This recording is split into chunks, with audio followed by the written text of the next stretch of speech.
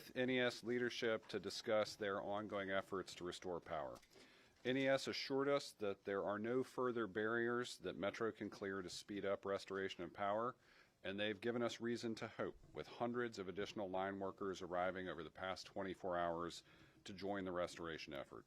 NDOT crews working alongside the National Guard and our partners at TDOT to clear roadways and debris with a specific focus on clearing debris that enables NES to restore power faster. We'll share more data on that in a moment. I want to be clear, my office, Metro, and NES are aligned behind a common goal, restoring power to every Nashvillian. We've mobilized every resource to set NES up for success, and if they articulate any further needs, we'll swiftly step in to help. That is what Nashvillians need. At the same time, Nashvillians, like us, are asking for accountability, and that's what we'll deliver. This morning, I announced a piece of that accountability process for all of us. Today, I'm issuing Executive Order 58 to establish a 2026 Winter Storm Response Commission to review the comprehensive response to the storm. The commission will have the power to conduct hearings and request assistance from the Metro Auditor. They'll have investigative powers, including the ability to compel the attendance of witnesses and the production of records pertinent to the investigation of any hearing, and to administer oaths to witnesses. The commission will have 9 members, including 7 who are community leaders or experts in utility infrastructure, emergency response, and crisis communications. Vice Mayor Henderson and Metro Council President Pro Tempore Delicia Porterfield will be commission members, and my office will appoint the rest in the coming days, including the chair. I've asked the commission to return their initial findings to my office as soon as possible, with a final boundary at 6 months, and to be in constant communication with us, providing regular updates. Now, I'll say I couldn't be prouder of the Metro workforce that is mobilized to set up resources for everyone affected by the storm. And Nashvillians have affirmed what makes our city special. Nashvillians in every neighborhood are supporting each other through this unprecedented ice storm and its impacts, even as we work to support them as well. We've had multiple teams working 24/7, and I want to give special thanks to our line workers and the hundreds that have joined NES's own crews, supporting them from other communities and states. I know they've been out there busting it, working long shifts in awful conditions for more than a week. As of this morning, NES has restored power to more than 200,000 customers.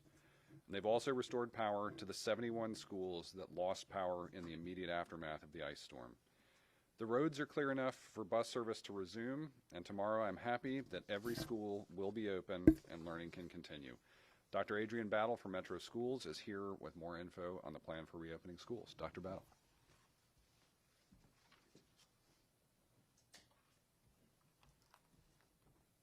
Good afternoon. Over the past week, our city and our school community have been through an extraordinary challenge. Many families and staff have spent days without power or heat, and we know how difficult and exhausting that has been. Today, I want to share where we are, express our gratitude to those who helped our community recover, and explain what families and staff can expect this week. This afternoon, we welcomed our staff back into school buildings across the district. Overnight, on Sunday, Nashville Electric Service worked around the clock to restore power across the city, which resulted in all of our buildings being restored and power after a peak of more than 70 schools without power. We are deeply grateful to the line workers, electricians, and staff of NES who put in long hours to make that possible during dangerous conditions. I also want to thank Mayor O'Connell for his continued commitment to Nashville Public Schools and to the City of Nashville, as well as the departments and agencies who have been responding to this crisis. In particular, I appreciate the Office of Emergency Management for their leadership and support, as well as the Nashville Department of Transportation for working closely with our team to identify and address problem areas on roads as we move toward reopening safely. Throughout the week and over the weekend, our maintenance and facilities teams worked extended hours to prepare schools for a safe return. That work included addressing cold weather and power-related issues such as water leaks and heating system challenges that often emerge once power is restored. Today's return allows staff to come back into their buildings, check in on one another and our families, assess their classrooms, and begin planning for a return to normal operations tomorrow. Our teams worked diligently to ensure buildings were ready to welcome staff back this afternoon. We want to be clear that we will not open a school for students unless we are confident it is safe and warm. While some buildings may still have ongoing work, such as replacing ceiling tiles or completing minor repairs, those efforts will continue alongside normal operations as needed. If we encounter any unforeseen challenges that require a change to normal operations, we will communicate that information as quickly as possible to families and staff. By bringing staff back today, we use a previously scheduled professional development day planned for February 16th. As a result, that day will now be a regular instructional day for students, and we have not exceeded our allotted inclement weather days. Looking ahead, if schools are required to close again due to weather and if remote learning is a viable option, that is the approach we would likely take. However, as we experienced this past week, widespread power outages can make remote learning infeasible. In those circumstances, we may need to request a waiver from the state to avoid extending the school year. We know many families and staff endure days without power or heat. That level of disruption takes a real toll, and we will continue leveraging our network of community partners and staff dedicated to wraparound supports to help meeting ongoing needs. Over the weekend, we partnered with Mercy Chefs and World Central Kitchen to provide thousands of warm meals, and MMPS provided winter clothing to families. We are grateful for the resilience of our community that has shown, and for that many neighbors, staff, one another during this time. Our schools are more than places of learning. They are warm, welcoming spaces where students receive meals, support, and a sense of stability. I am deeply grateful to our maintenance, transportation, support staff, all of our educators and families, as well as our city partners who worked tirelessly throughout this past week to help our schools and community recover. We look forward to welcoming students back tomorrow as our city continues moving forward with a sense of normalcy. Thank you so much, and at this time, I'll hand it back over to Mayor O'Connell.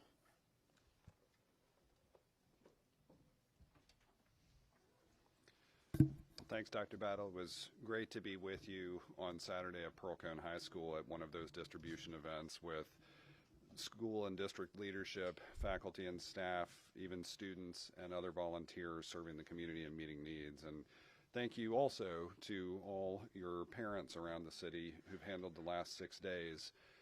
And as a parent ourselves, I'll say this is a period of doing the best we can for our young learners. The best way to help all Nashvillians right now is to keep supporting the Winter Storm Recovery Fund. That fund has now accumulated more than $600, including support from Nashville native Reese Witherspoon, who's encouraged others to donate publicly.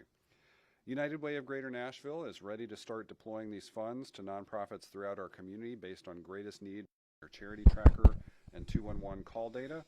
United Way will post the recipients and amounts to their website. I'd like to invite Erica Mitchell from United Way of Greater Nashville up to offer more details on fundraising and how resources are being distributed, and I want to say thanks to all donors to the fund. They finalized the first payments to 4 agencies based on financial assistance just a few minutes ago, and we are so grateful for the support we're getting from the business community and all donors. Erica?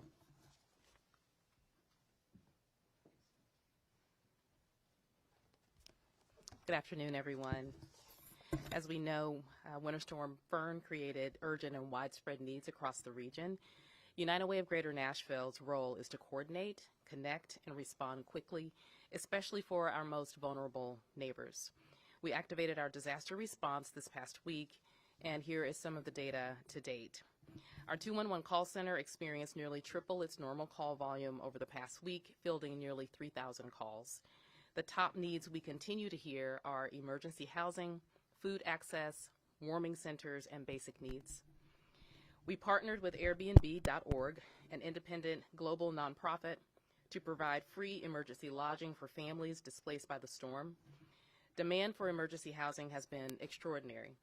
To meet that need, Airbnb.org expanded lodging capacity 4 separate times at our request. 752 people and 122 pets have already been connected to safe temporary housing. All stays are free for guests and fully funded by Airbnb.org and its donors. We again are extraordinarily grateful to our partner Airbnb.org and their support of our community when we needed it the most. The community response has been strong, with more than, as Mayor O'Connell mentioned, $625,000 raised so far for storm recovery. Major corporate and local partners have stepped up to support immediate relief. Those companies include Tractor Supply, Bridgestone, Rogers Group, Regions, Comcast, Delta Dental, TVA, Alliance Bernstein, and the Fallon Company. This morning, our senior leadership team approved the first round of emergency funding to nonprofit partners. $120,000 is being distributed today to agencies providing direct financial assistance for housing, utilities, food, and urgent needs. The agencies receiving funding are Hope Station, Rooftop, Conexión, and Catholic Charities. To access assistance, please visit NashvilleResponds.com and complete the needs tracker. By close of business today, our website, UnitedWayGreaterNashville.org, will be updated to reflect today's distribution of funds. We will continue to update the page as future funds are granted to nonprofits delivering the services to our community. We are also releasing today an application for funding to members of the VOAD. As we receive applications, we will quickly review grant funding, again, using the data from the needs tracker on NashvilleResponds.com and 211 call center data to prioritize funding decisions.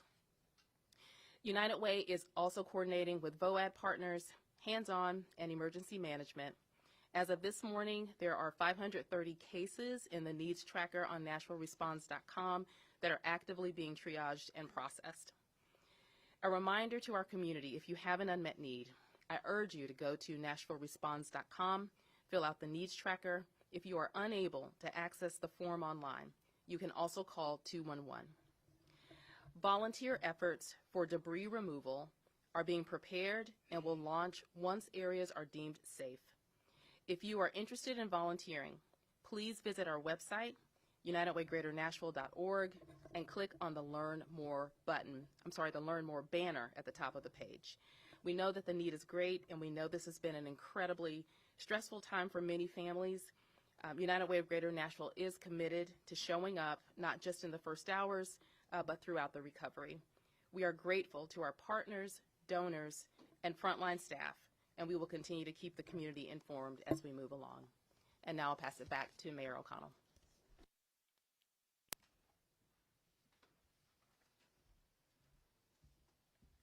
Thanks, Erica, and we can't overstate enough the ways for Nashvillians to let us know about their needs. Again, you can call 211, or you can fill out the needs tracker on NashvilleResponds.com.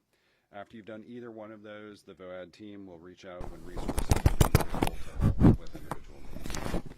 Saturday, I was out helping INDOT and our Guard clear debris off road so INDOT crews could get access to key areas as well as NES. INDOT's number one priority right now is supporting power restoration efforts by NES, but they've also been very busy clearing roadways and other rights-of-way of vegetation debris. The vast majority of roads across Davidson County are now clear of fallen trees and limbs. We do still have some other debris, and some of it will be on the curb. INDOT-led efforts have resulted in 4,500 trees and other vegetation right-of-way being removed across the city. INDOT contractors have responded to over 2,500 tree and vegetation requests in the right-of-way around the city.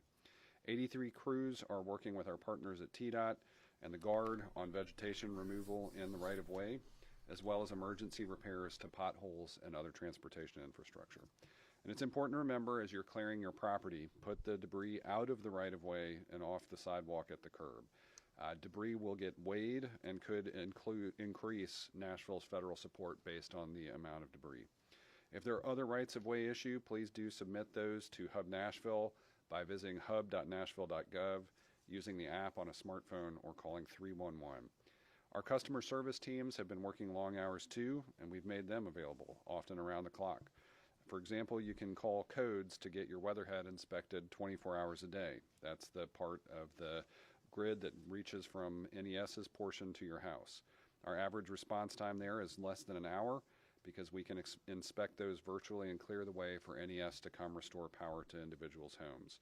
For more on overall operational efforts, as we have responded, I will invite Office of Emergency Management Director Chief Will Swan to come up. Director Swan.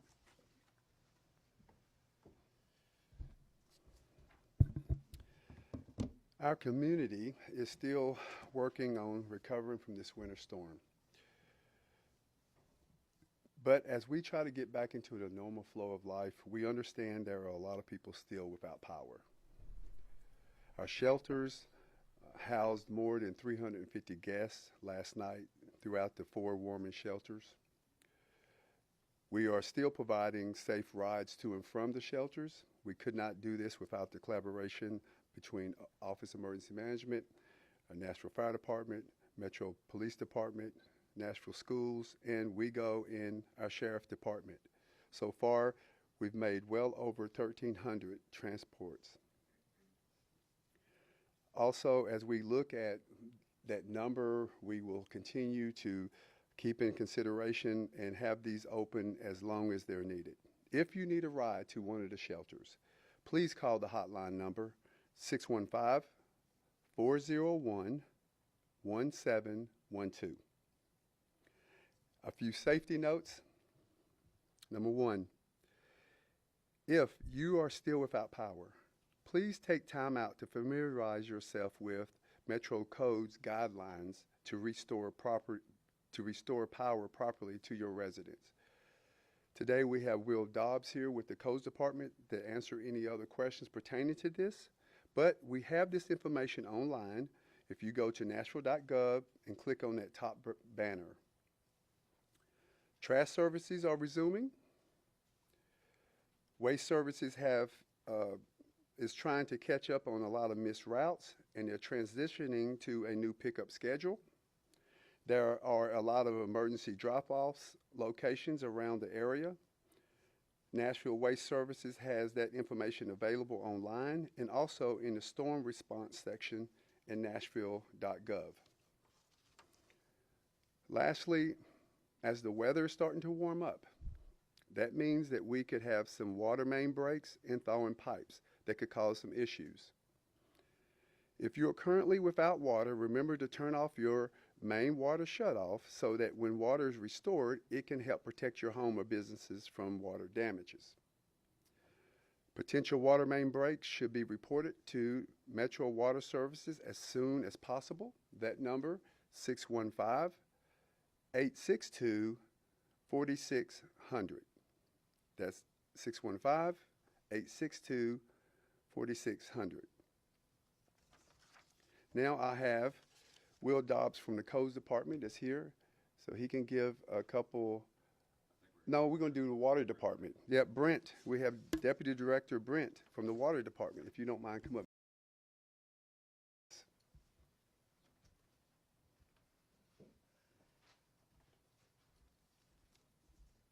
Good afternoon. I want to stress a couple of things just to begin. Number 1, water quality here in Nashville community remains safe.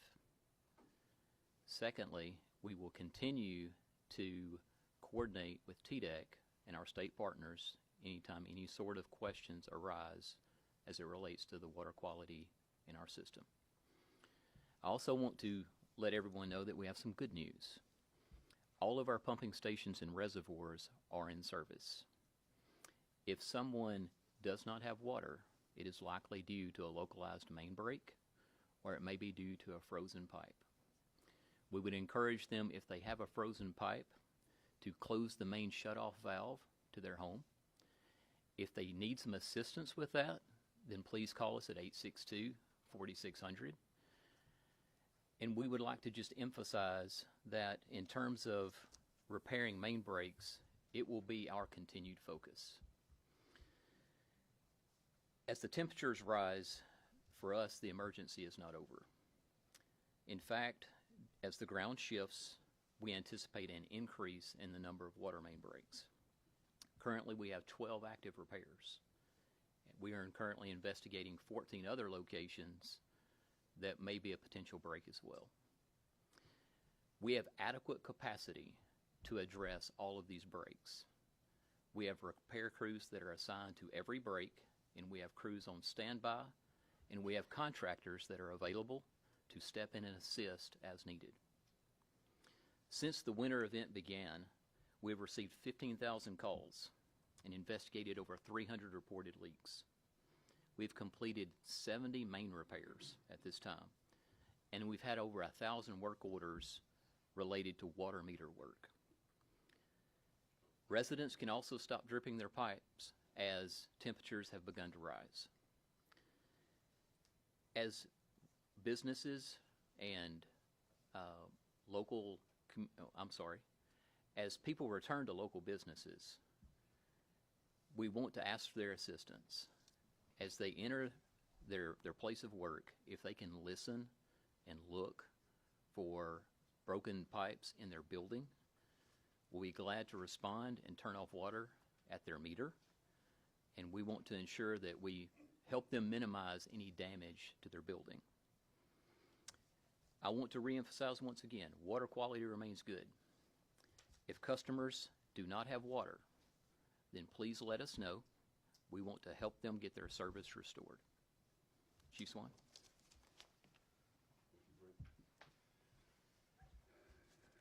Thank you, Brent, for that update. And then we've also had some water distribution locations that we've distributed water as well. So thank you for that coordination. And as you guys can see, it takes a lot of coordination and a lot of effort from many to get us back on track. That's our locals, our state partners, and we're working closely together so that we can accomplish this. It takes all of us, including you. Again, check on your neighbors. We appreciate your patience, and together, as the mayor says, we're Nashville strong. We can get through this. So thank you, Mayor.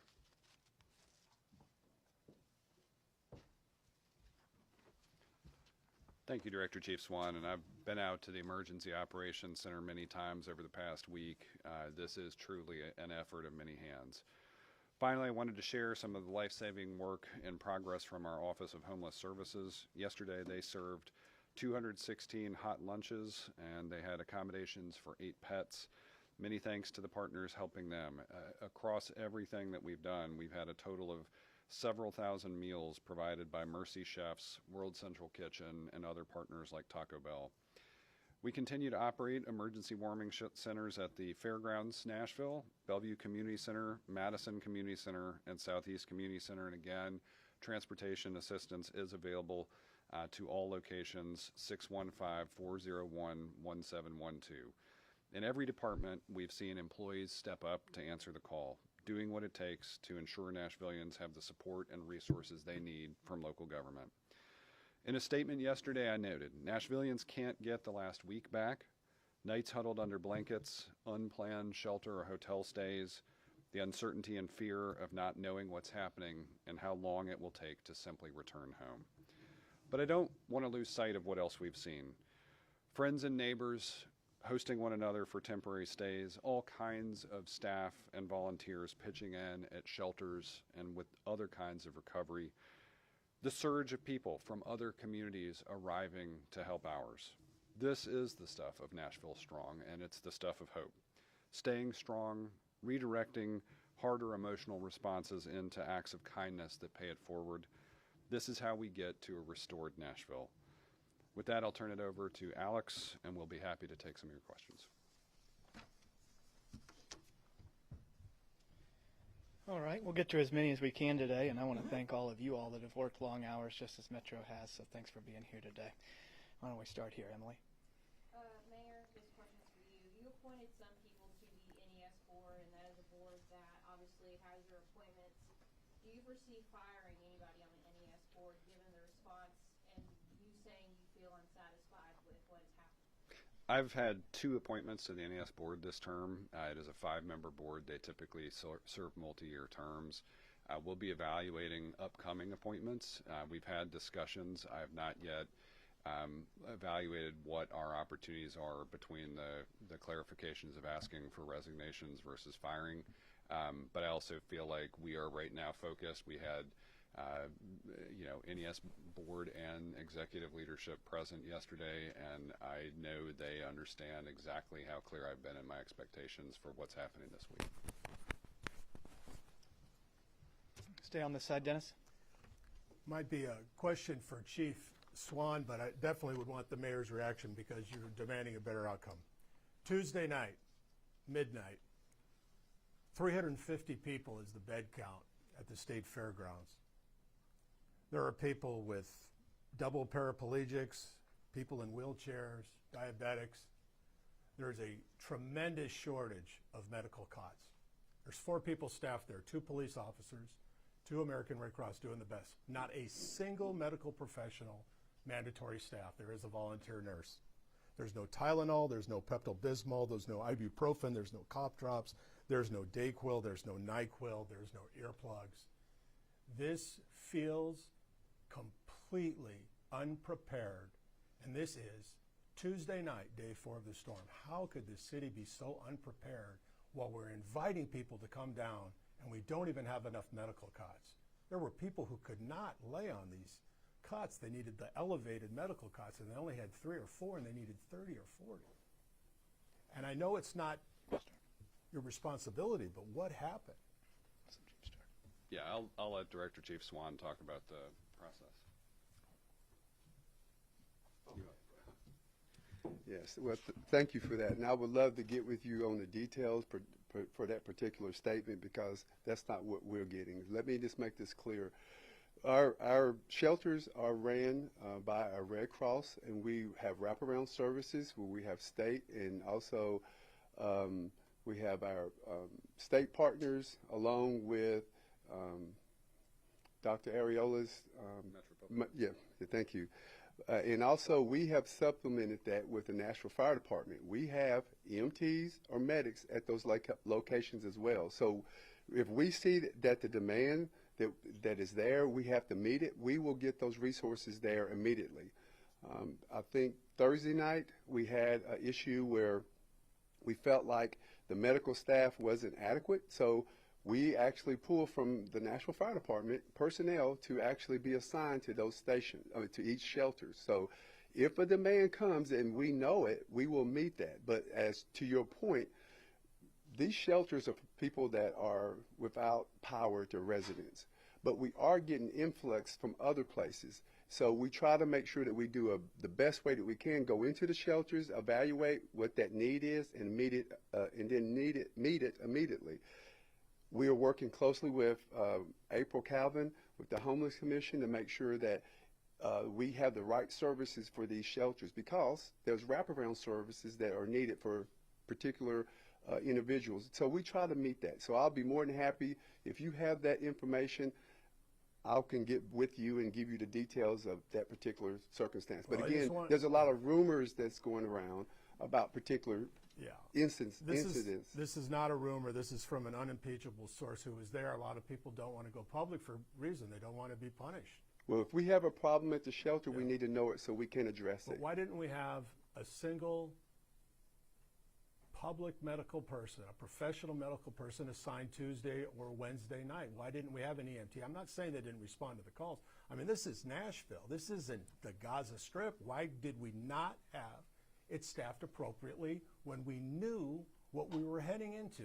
Well, as I stated earlier, none of the shelters that I'm aware of that never had the proper resources there. If it was brought to our attention, then we immediately took care of it. So again, we hear things, and when people make accusations, or as you stated, when you've got a reliable source, it's good for us to know what that is so we can address it. But if it's a problem at one of the shelters, we will address it.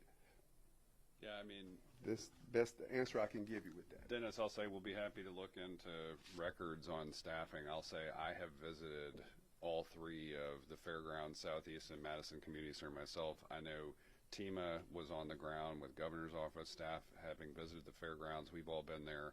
When I was there, I can tell you there were professional medical staff there, so we're going to have to follow up on the allegations. Because Friday was you got. fully staffed by all accounts. Yeah, Fully so staffed. we'll have to follow up on the allegations you got. We'll make sure you connect. Yeah. Kelly. Mayor, you, like many other Nashvilleians, expressed frustrations with NES leadership. You held a meeting yesterday. Right now you say NES no longer has any barriers to the restoration process. When you met with them, what did they say the barriers were? Because I know in the letter over the weekend you said you were going to address what barriers would make this timeline faster. Yeah, I'll say when I had talked to or members of our team, or I think OEM and NDOT had spoken to them at various times throughout the week, it sounded like, maybe there were some issues with roadways and access to outage sites, and we wanted to never hear that again. And so through the week, we made sure that Philip and the NDOT and TDOT surge, the contract surge, that we could we could cover not just our routes and everything, but that we weren't going to get there. By Friday night, I think Philip advised from NDOT that with 56 reports from NES coming in, we closed out every single one of those. So that's the kind of thing where we're offering that support.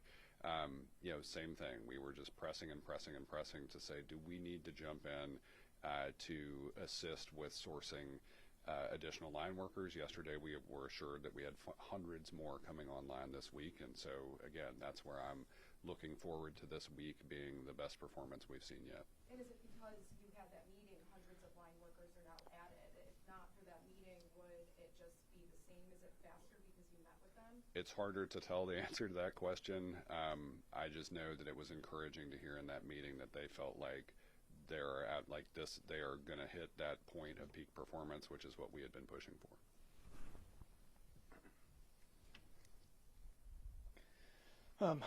Jeremy?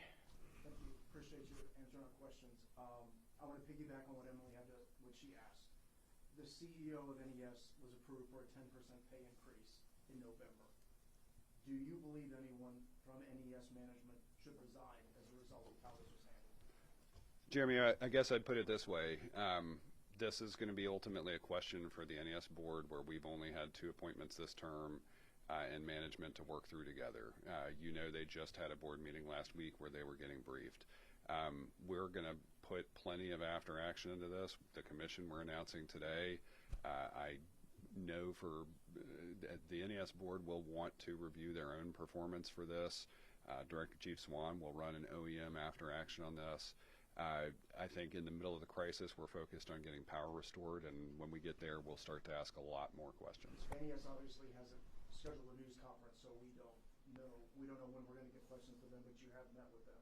Are you getting any indication that NES customers are going to see their bills increase as a result of having to pay for the storm? Bills increase? Yes. Will NES customers ultimately have to pay more on their bills to pay for this storm?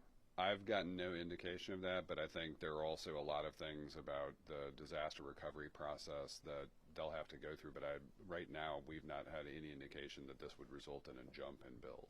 Final question. The debris that everyone has in their yards, it's piling up. It's a mess. What is the city doing? What should people expect to have to pay for, and how soon will that debris be picked up? I'll let Philip talk about this, and then I'll reference back to something Erica said. Philip, do you want to talk about where we are with NDOT plans?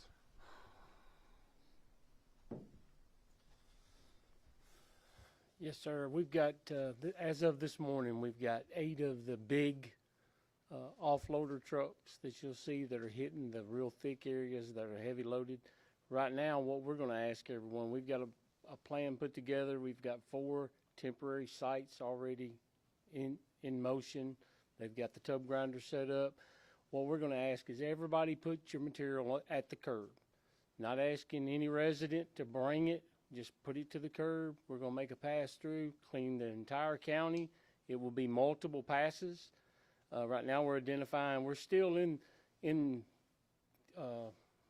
middle of this, so recovery starts now. So we've got trucks out this morning picking up the big areas to give them room so they can put some more debris, but we just ask everybody put it on the curb.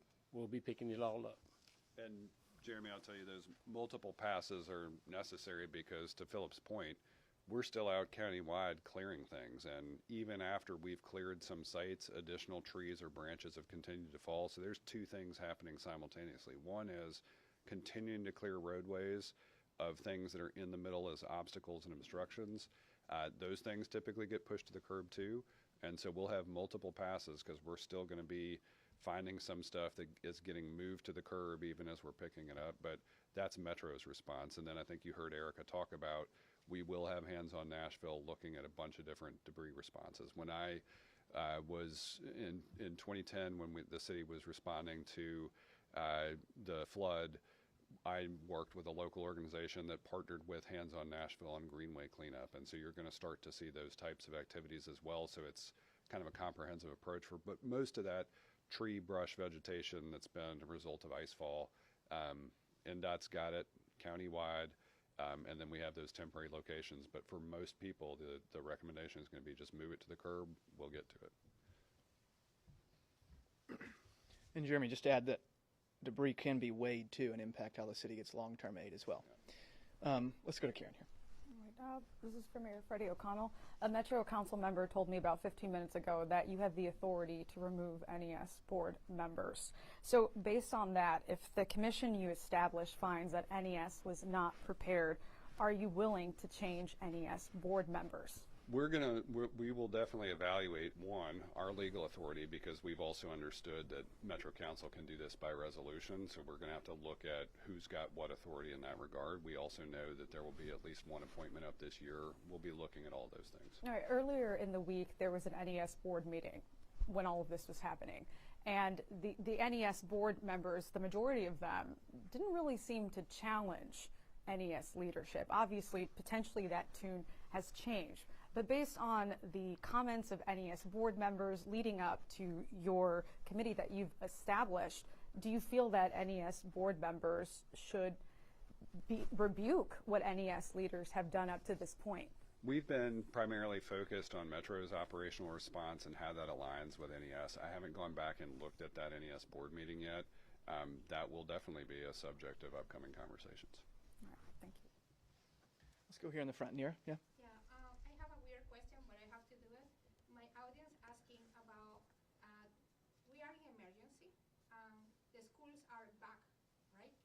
Tomorrow. They don't have electricity in their homes. That means they don't have hot water to take showers to go to the school. Also, a lot of the kids with no electricity are sick, maybe with a virus or something can contagious another persons, another kids around. So they want to know if they don't send into the school, that absence want to be counted and sent into the court. They are scared about. You want to start? I'll let Dr. Battle, if she wants, or Maura, whoever you want to have come up and talk about this, but I think some of these are Metro Schools operational questions.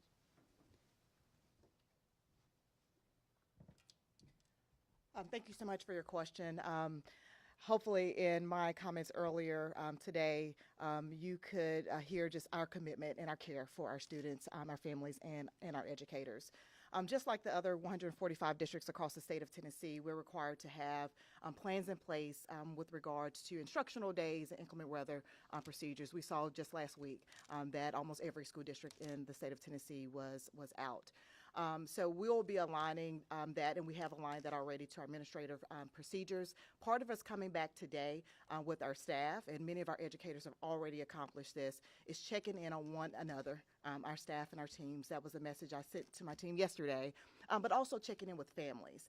Us getting back to a sense of normalcy allows us to structure ourselves in a way that we can get that information so that we can respond properly. We will also continue to connect our families and our educators to the resources that the city has pulled together for us so that we can address any number one of those concerns and issues. So we'll be connecting, navigating that to the best of our ability, but we're trying to get all that information in-house so we can respond properly.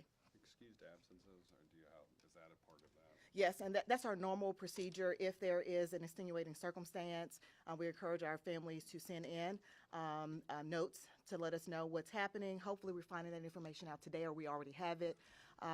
So send that information in, and the same thing follows for our educators as well. We encourage everyone to take care of yourself, take care of one another, and allow our community to do what it does best, and really wrapping our arms around each other towards the recovery process. And we know it's been a hard week, especially if you've got an illness on top of that. I would say public health guidance would say don't come to school in that scenario. I'll say from firsthand experience, we're lucky, again, that what Dr. Battle just said is present at our two daughters' schools, where we have the opportunity to advise about attendance. And so I'm hoping people will take advantage of that from a parental and family standpoint. Yeah, and you highlighted acute needs too. It helps us help them. If you can call 211, use the needs tracker on NashvilleResponds.com, because it's bigger than just schooling needs as well. Let's go here, Austin.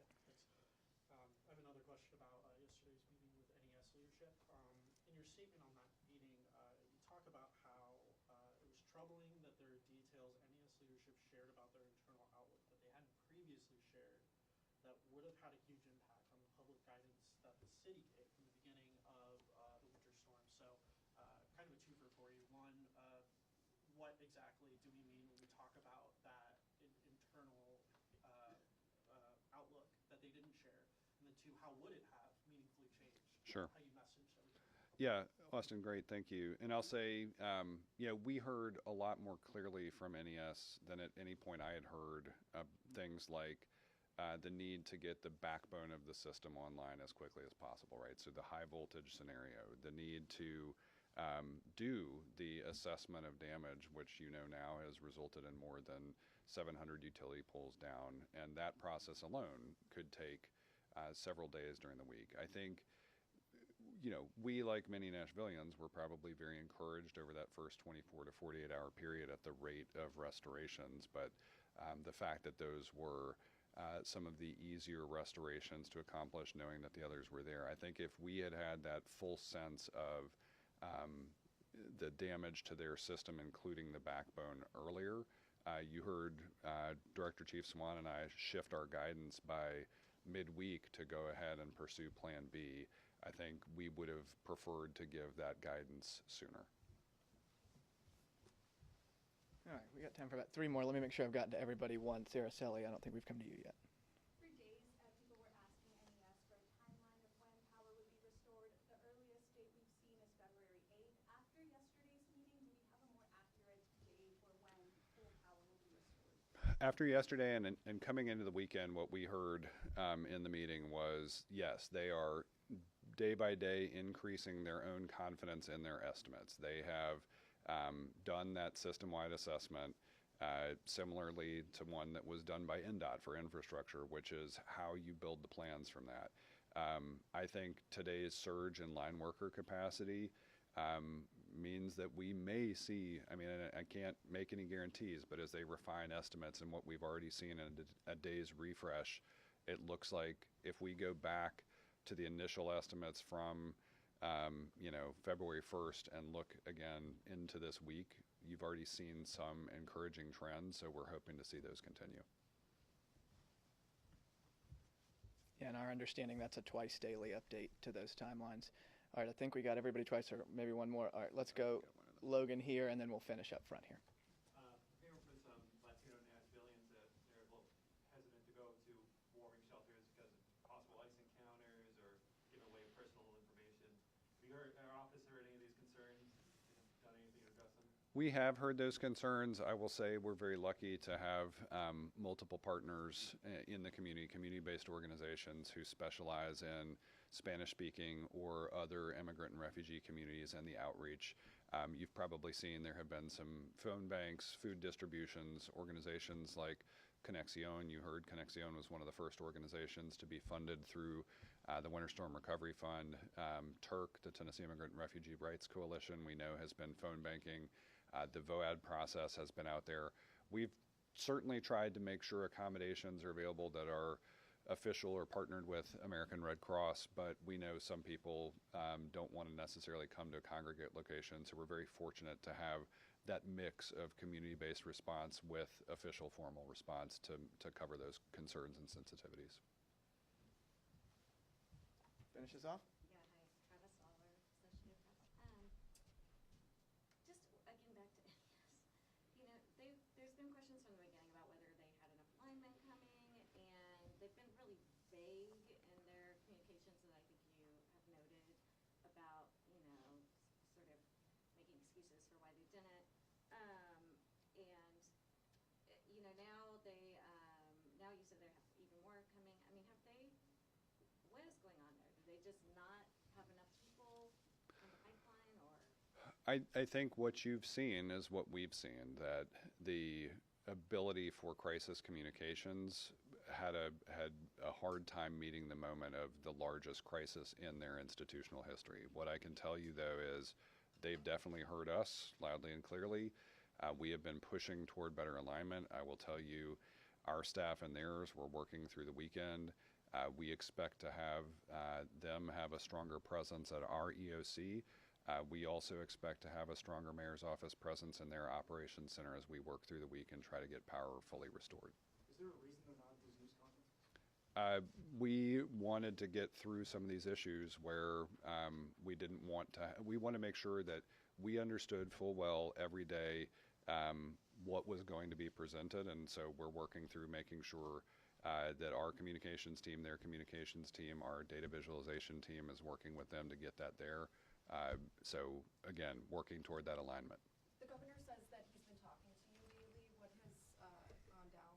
What do you guys talk about on the phone? All right, last one. Yeah. I mean, it's really check-ins, it's status briefings, it's making sure that the team and OEM process is working well. He certainly had questions about the operational issues with NES, but I will say, yes, he and I have been in personal touch, our offices have been in touch. It's another good alignment point of contact. Happy to let Director Swan follow up with you on that. Yeah, thanks everybody. We'll be back tomorrow, 1 o'clock. Our anticipation is that we will be back. We're out of time for today. We'll be back tomorrow at 1 o'clock at a location out in the community. Thanks everybody.